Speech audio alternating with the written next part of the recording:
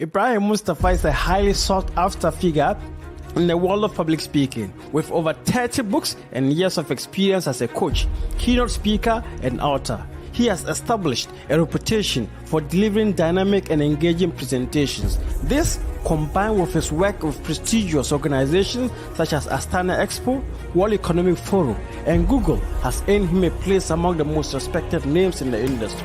However, Ibrahim's impact extends far beyond the world of public speaking. He is also a philanthropist at heart, actively supporting numerous charitable projects and working tirelessly to make a positive impact in the world. Whether you're looking for an inspiring keynote speaker, a skilled public speaking coach, or an expert in the field, Ibrahim Mustafa is the perfect choice. Don't miss the opportunity to book him for your next event and discover the difference for yourself. With his expertise and passion for public speaking, Ibrahim is sure to make a lasting impact on your audience and make you a great speaker.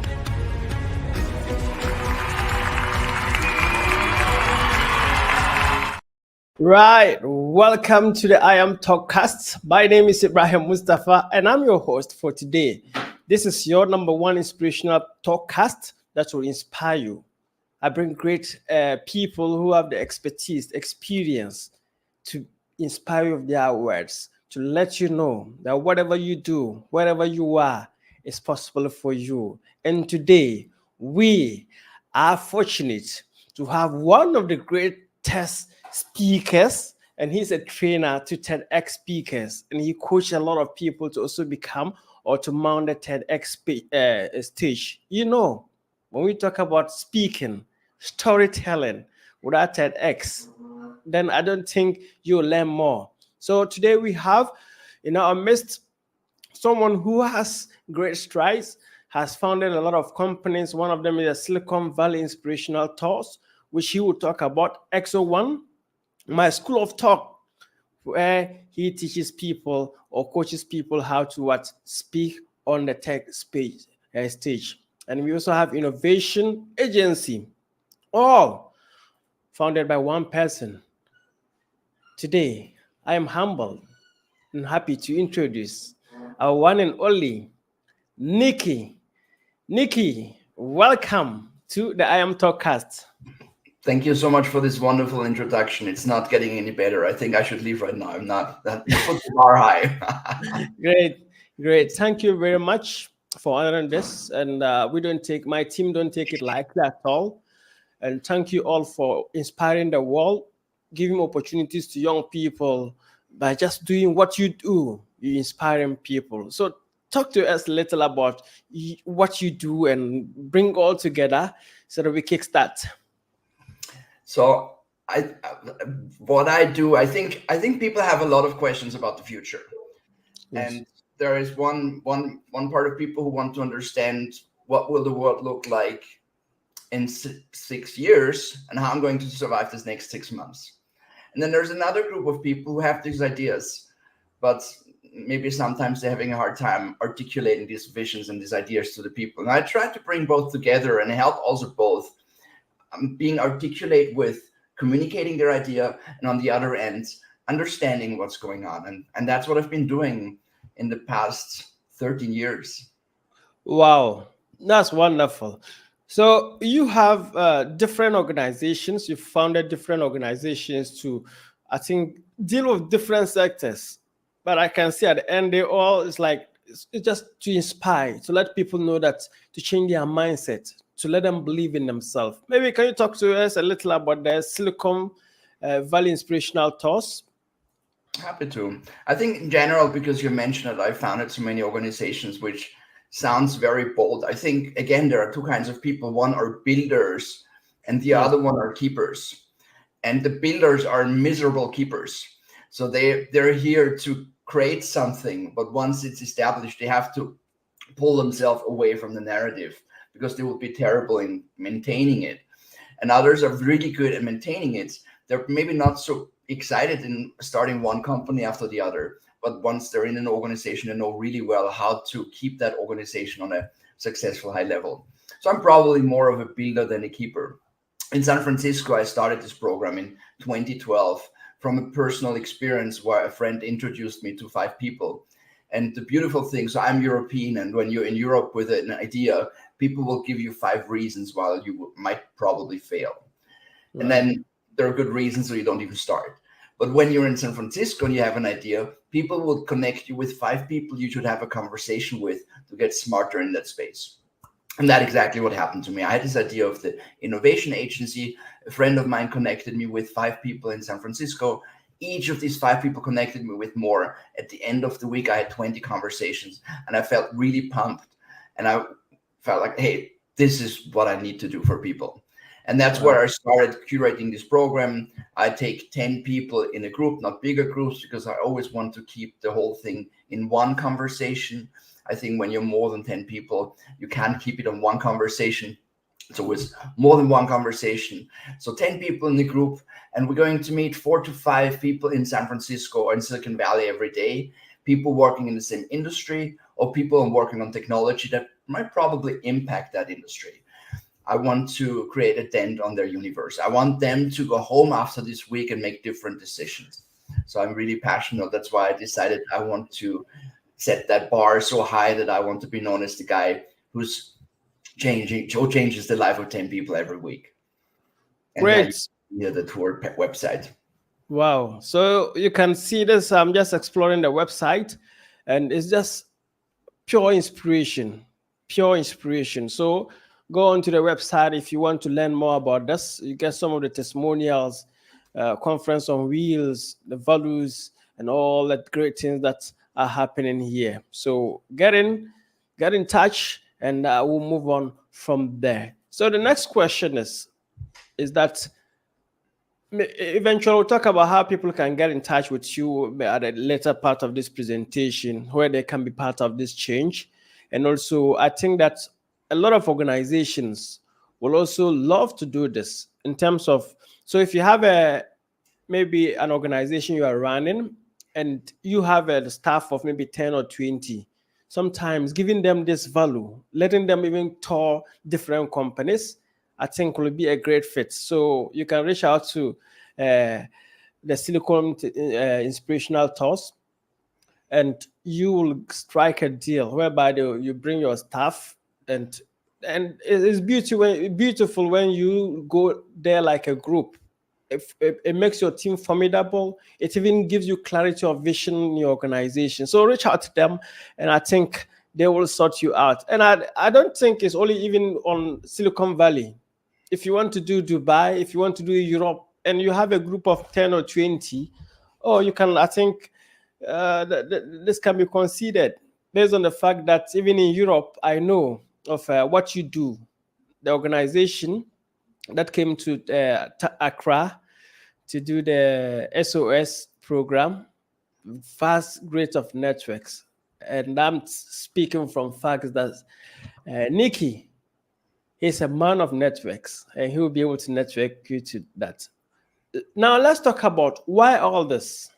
How did it start? What is the inspiration? Apart from the fact that you said you met someone who kind of connected you to 5 people and stuff. I knew that before that, you were already doing great things. What informed all this? So thank you for bringing this up, and I think this is a great question. I think that also you mentioned TED and TEDx before, and TED, when you go back in time to 1990s, before TED was known, people went to conferences because it was less miserable than being at the office. It was not something that you really enjoy. And then TED came onto the stage literally and made going to conferences and speaking at a conference sexy again. Or not even again, it started making it attractive to learn at a conference, to speak at a conference. Yeah. And the TED started in 1984. It's been around for a while. And in 2009, TED went on the next level and introduced the franchise format TEDx, where you can apply for a license and do your TED-like event in your own communities. What TED did with this idea, with this promise of ideas were spreading, they accelerated innovation. Yeah. You have to imagine there are 10 TEDx events in average every day in the world. So that's about 4,000 licenses at their peak. And during during the lockdowns, they dropped a little, but it's still, there's a huge amount of information and ideas shared with the world. They have about 7 billion views on their YouTube videos. a lot of people watch ideas. Now you see 7 billion times someone is ingesting an idea of someone else. Yeah. When you hear so much about ideas, you want to have your own idea. So basically, sharing ideas sparked ideas. So now we had this exponential acceleration of sharing ideas and having ideas, and everything went faster and faster and faster.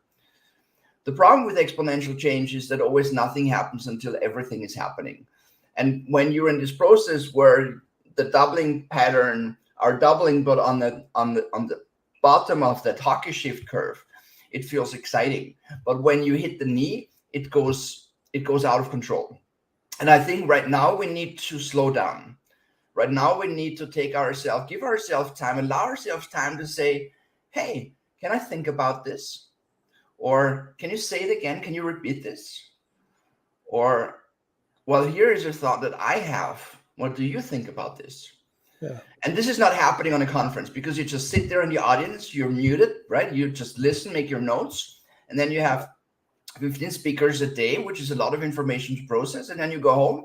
And the day after the conference is, of course, exactly like the day before the conference, because your brain is the brain is the slowest changing organ in the body.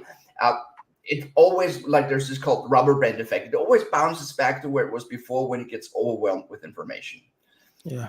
So I think right now we need to slow down. Right now we need to take ourselves time. And this is how I decided that these conference on wheels, as I call them today, what started as Silicon Valley Inspiration Tours, is all about. In a whole week, we meet the same amount of people that you would meet on a single day at a TEDx event. But we don't meet them for 18 minutes. We meet them for an hour. And we listen to their talk, but then we talk about this. And then as a group, we talk about it. And at the end of the week, all of these meetings, they're ingrained. You understand what they were about. You understand what that means for you. And you make different choices because it gives you time to process and digest and intake. And I think this is really important. Wow. And that is actually important. I've seen that you have a background in communication, and also now all that you do now also seems to look at technology, and the question I want to ask is monitoring some of the things that you do on social media, especially on LinkedIn. I monitor that a lot. And what is the connection? What do you see that now that we have things like AI, now that the Internet of Things, like it's like the pace, how do we catch up?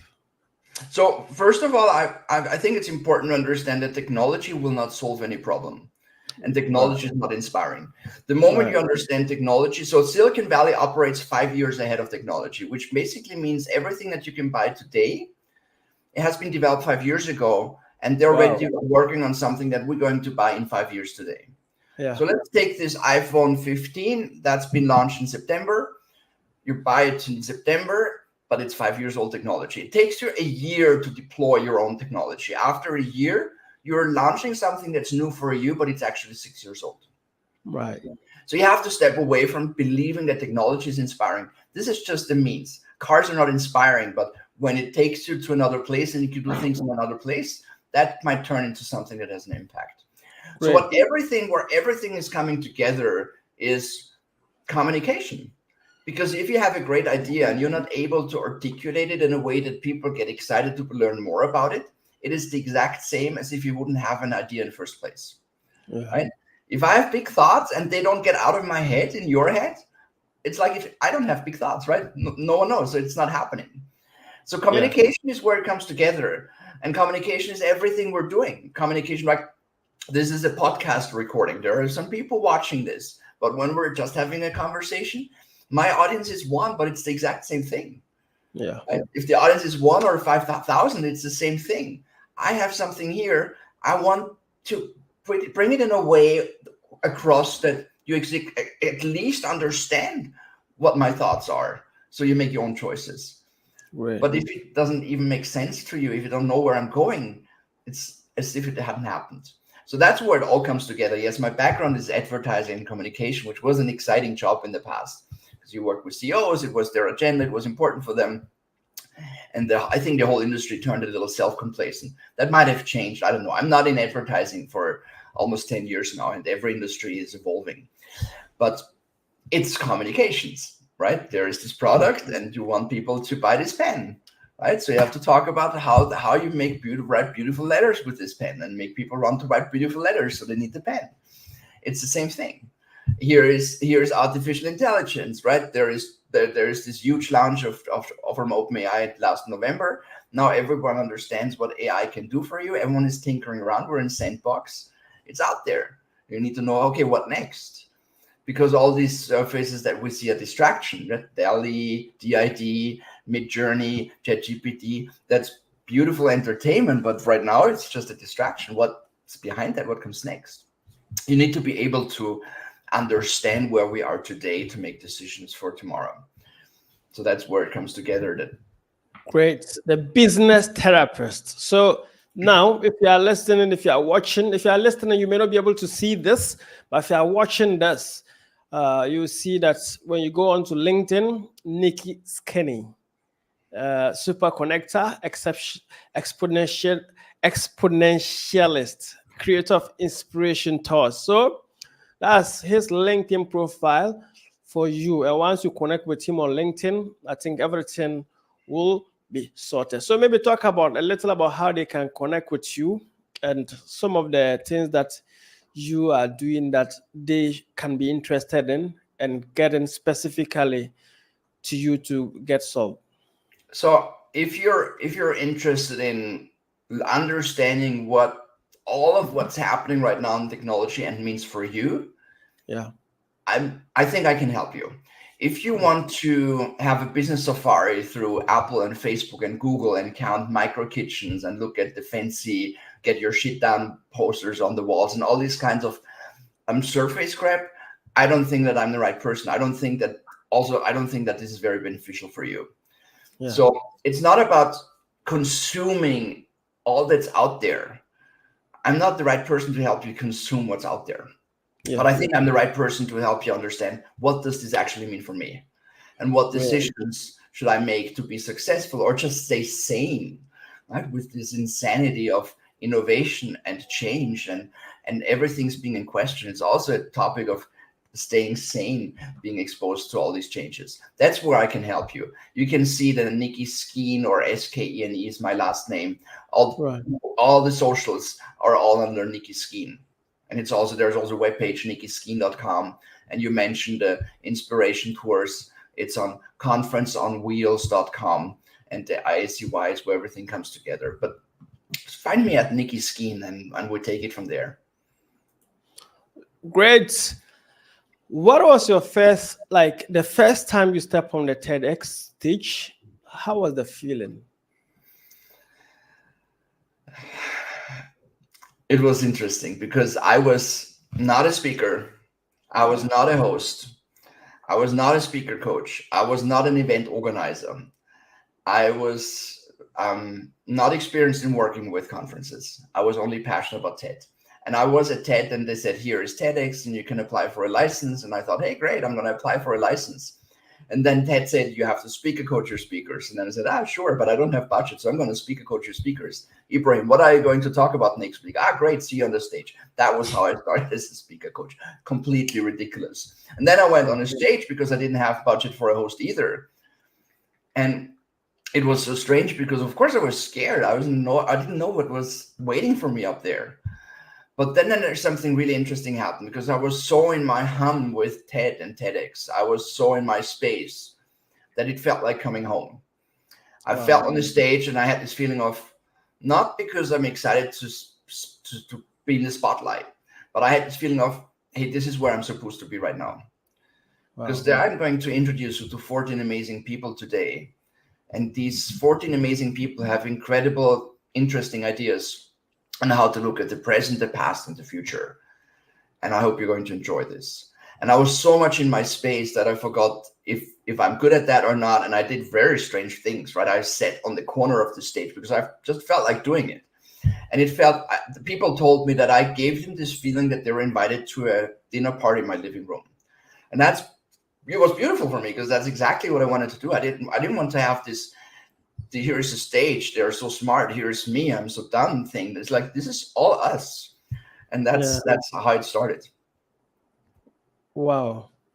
Wow. And now that from the first day you stepped on that stage, becoming a coach, seeing people and even connecting people to the TEDx stage, to mount that stage, what do you see, and how do you see the communication gap between some of the great people, CEOs, entrepreneurs who are doing great things, and once it gets to time for them to speak, the anxiety, the fear, and sometimes some people lose out?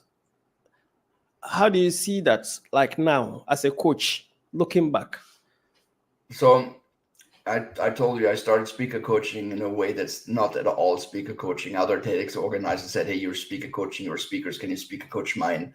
And then eventually I was at 100 TEDx events speaker coaching their speakers. And I grew into this, and TED taught me to do this. And of course, you see a lot of things. I would say that about 2,500 speakers I've coached in the last 13 years. And of course, you see a lot of things working and a lot of things not working. But what's definitely not working is when you remove all the fear and you put yourself in a state of I don't care, and you go on the stage and you don't care. Because then you're a very arrogant speakers, and the audience want you to care. The audience loves so much more when you lose your threats because you're so nervous than if you go on a stage and you ignore them as humans and you just speak over their heads. Yeah. Right? The audience is very forgiving if they understand and feel that what's happening up there is really important for you. So what I've learned works best for the speakers that I work with, because that's one of the early questions, like, how can I get rid of stage fright? I said, don't. Embrace it. The fear is never a problem. What's the problem is the fear of the fear. The fact that you don't want to be afraid to go on a stage is a problem. Not that you're afraid to go on a stage. Not that you're nervous. Nervous is great. Because nervous means that you go up there and you have antennas. You're empathetic towards the audience. You feel them. And if you don't feel your audience, you're never going to turn into a great speaker. So yeah, I've seen fantastic people who've achieved so much, and then they go on the stage and they feel miserable. But when you give them this state of, hey, everything is fine, right? Be nervous. That's great. I mean, go on your first date. You want to be nervous, right? You don't want to not care. Yeah. Right? You meet someone you haven't seen in many years. You want to care. Everything is so much better if you care. And nervousness means you care. So that's a good thing. I don't know if that makes sense as an answer to your question. It makes a lot of sense. It makes a lot of sense. And sometimes I see all these CEOs and fear. And so it's the fear of not going on stage. So if you are here, you are a CEO, put out that fear. Just go on, figure it out. You make mistakes, but you learn, you get better. So this is the IM Talkcast. Yeah, this is the IM Talkcast, and we have one partner who is supporting this, and that's Magas Homes. And if you want to build your house, dream house, you can reach out to Magas Homes, and they will sort you out for that. So they are located in Ghana, and they build across Africa. So Magas Homes is a home for you to create opportunities and build that dream home. This is IM Talkcast, and you get to hear this live on YouTube. You get to hear this live on LinkedIn. You get to hear this on our popular Facebook and also on TikTok. But then if you are also an ardent lover of podcasts, you get to hear or listen to this on Apple Podcasts. You get to listen to this on Amazon Music, Google Podcasts, and all the podcast platforms that are available to you. And you also exclusively listen to this interview with the boss man, Niki, on IM Radio. That is a 24-hour radio station perfectly for you. And if you also have an organization, you are an individual, and you want to see the world, you want to be inspired by technology, you want new innovations, you want to bring the A game of your mind, of your team, I think Niki is someone you should reach out to. If you want coaching to speak, if you want coaching for your team to do better, and also if you also want to explore the world and see things happening live on the Silicon Valley, And that is when you need to enroll in the Silicon Valley Inspirational Tours. And he's also a man who, if you are frequent in Dubai, Europe, and US, you will meet him and you connect with him for serious business. He's been to Ghana for a training program, and we met in Ghana and all that. And this is the man you need to create that opportunity, that rapport to do more. There's more today than that. So, boss man, it's great having you once again. Let me mention that again. And I want to know, what are some of the challenges you've seen? Because you've seen young entrepreneurs who start up, either in Europe, either in Silicon Valley, that's the US, or any part of the world. And you've also mentored a lot of young people to do what they can do. What do you see as the challenge that young people are facing in bringing up businesses in this era? So I guess there are many challenges, and being enabled and being listened to is one of them. We were both together with the Moonshot Pirates, which is an amazing program, because they don't only surface the smartest kids in the world, but they also connect them with technology leaders, entrepreneurs, venture capitalists, the industry. They have about 15 members in 150 countries, but 15,000, sorry. But there are not 15,000 kids in the world. There are millions in the world. Most of them still do not have access to this. So I think those we're talking to, those we're meeting, they're already so privileged, not because they're meeting us, but because they have found access to all these platforms that help them fully follow their dreams and visions. But there's so much more out there who do not have the access. And I think that's the biggest struggle, and that's the biggest journey, the most important journey, to keep on surfacing the best of what's coming next in the world. That's one part. The other part is those who we're already talking to. I think their biggest problem is impatience. Right. They have an idea and they think in technology. And when you talk to them and said, yeah, here's something that we want to solve, and we're going to make an app. And there's so much between this, right? There's so much, like when here's something and we make it, we launch the app is 100 from 0 to 80. We might not even know what the technology shall be.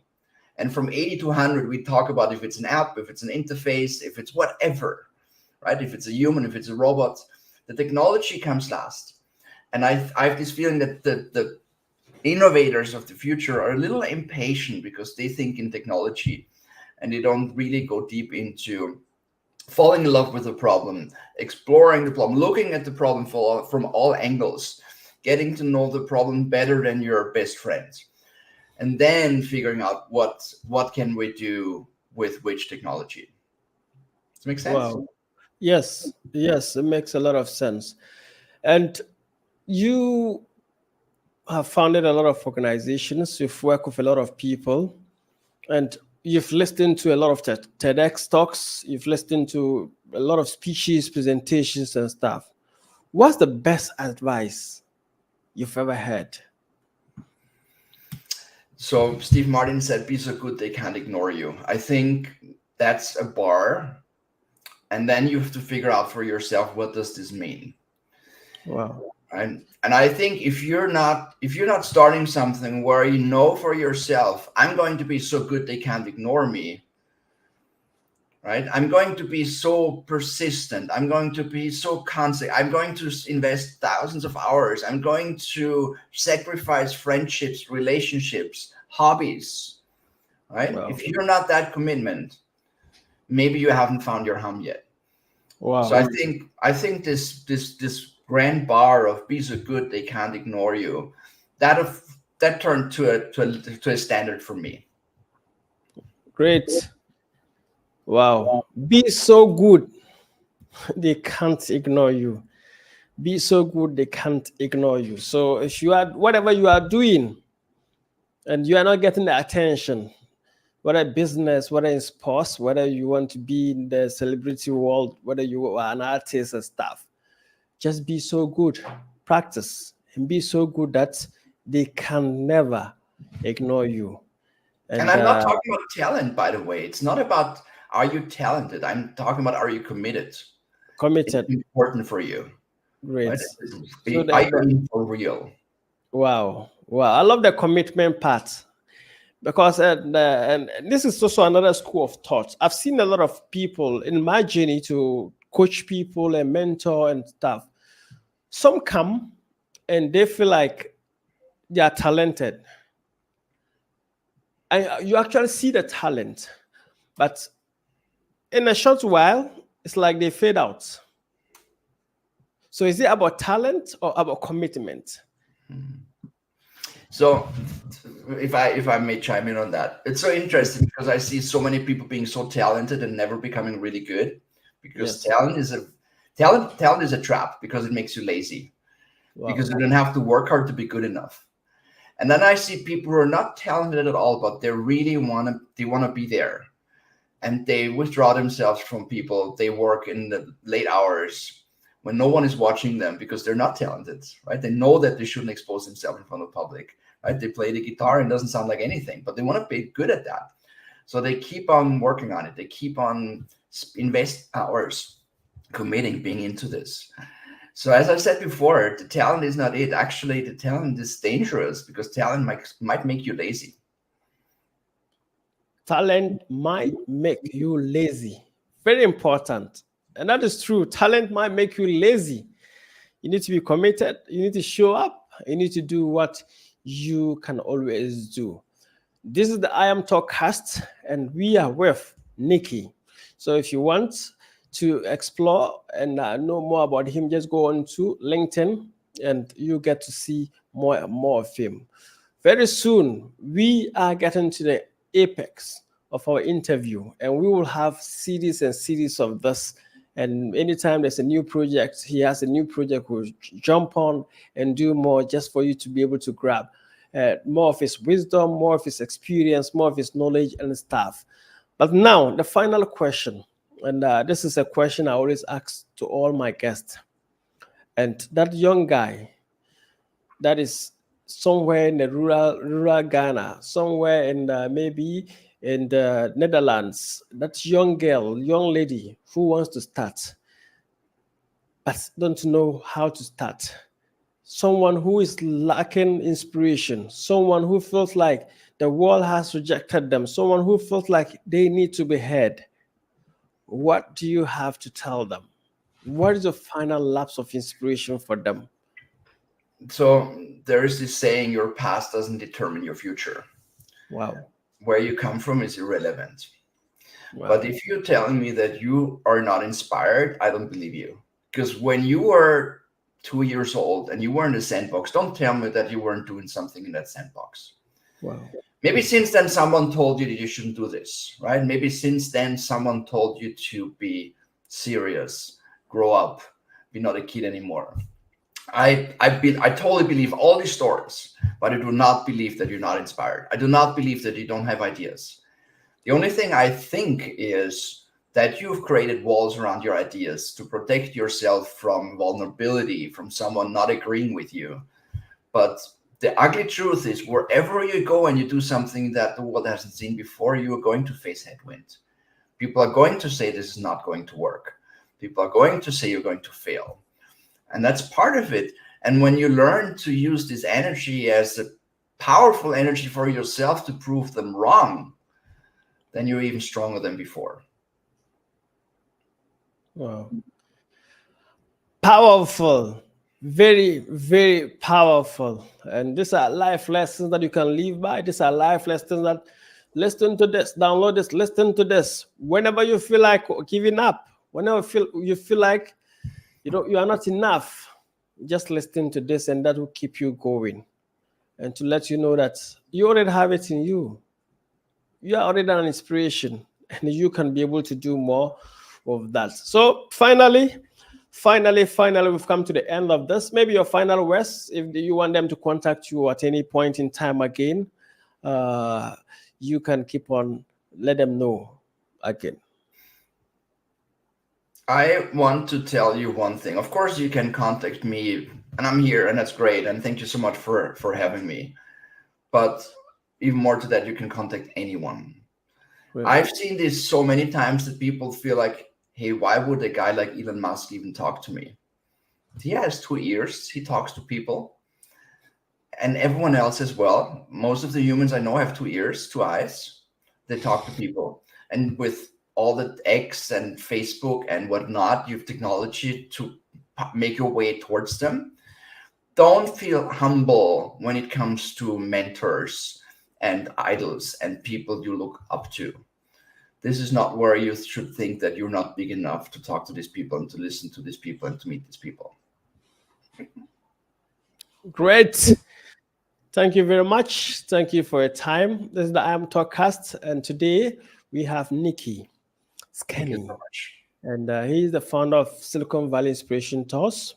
He's also the founder of XO1 and also my School of Thought and Innovation Agency. So thank you very much. Thank you for having you, and thank you for giving us your time.